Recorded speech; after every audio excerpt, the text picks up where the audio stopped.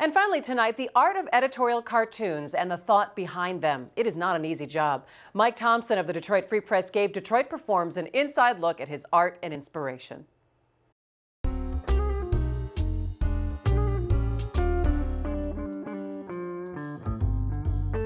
Satire can make the unpalatable palatable. It's a great way of communicating with people and for communicating ideas. An editorial cartoon is such an approachable medium. People can relate to it. And the beauty of it is that you can say things in a single image and a few words that it might take a columnist paragraphs to say. There's a very, very long history of political cartooning in America. In fact, Benjamin Franklin published the first political cartoon in America, the famous Join or Die, divided snake. And I think you can approach issues and offer solutions in ways that you can't with the written word. We're a visually oriented society, and I think people are naturally drawn to political cartoons, especially in the current political environment where social satire is so hot. Being a political cartoonist requires sort of a unique skill set. I mean, you have to understand the news. You have to be able to write, and write concisely. You have to be able to draw and have a sense of humor, and caricature is an important part of that. But caricature is just something you teach yourself over years, and it's the process of creating an image that resembles the person but doesn't exactly look like the person. So for example, with Trump, I'm taking his most prominent features, and the trick is to blow them out as much as you possibly can, but still remain true to the general image of Trump. And that can be a challenge sometimes. My sensors are on all the time. I'm constantly thinking, I'm constantly trying to come up with an analogy. People ask where I get my ideas, and there's no set way of coming up with an idea. You don't sit down and say, I'm going to come up with an idea. It doesn't work that way. It sort of comes to you.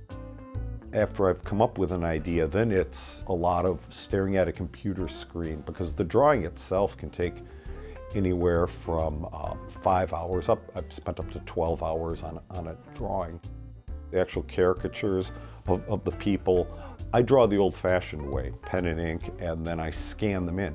But after that, it's all on the computer.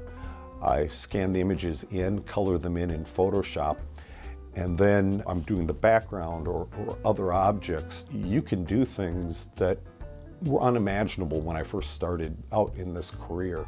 The lighting, the color, the texture, it's really an amazing time to be doing this job. Having a point of view that drives your opinion and drives your work is critical. My job is not just to create jokes about the news. My job is to comment on the news in a hopefully funny, pithy, or ironic fashion. And that's going to be driven by my ideology. There's a real appetite out there in America for the type of work that I do. And then you throw into that mix the fact that Donald Trump is in the White House. It's a really exciting time to be doing this job.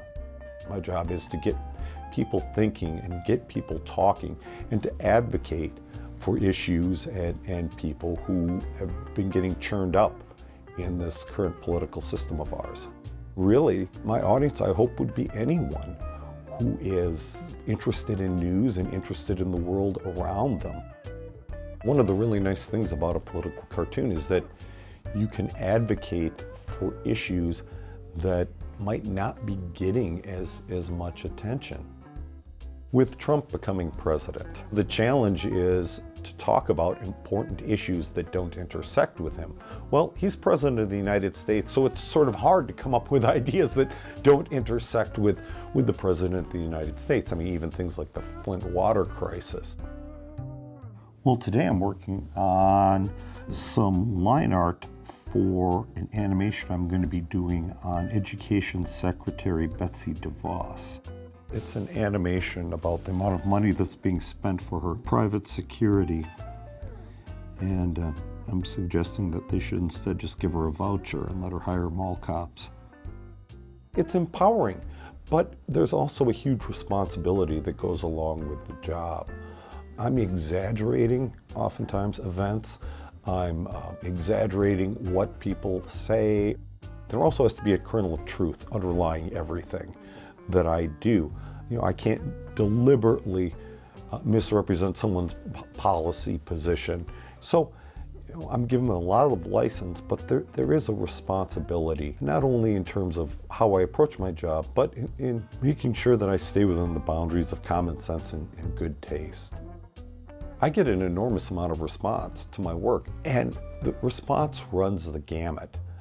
But even the negative response, I don't mind. If I'm going to put out an opinion in a public forum, then I better be able to take it when people want to tell me what they think of my work. My goal is to start a conversation and to get people thinking, and if they're going to think and take 5 minutes to sit down and write me an email, even if it's negative, they have sat down and thought about it, and that's positive.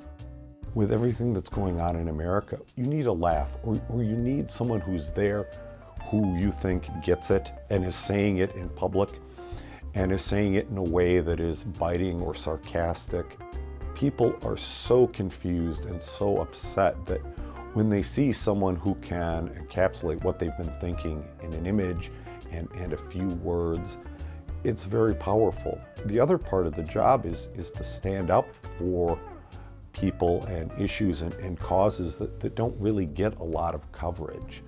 Social justice issues, for example. I mean, you look at what's happening in the country with anti-Semitism, Islamophobia, racism. Those problems existed before Trump, but they've been amplified. And there needs to be people in public positions, in a public forum, pushing back against that. And if you can do it in a biting and sarcastic fashion, all the better.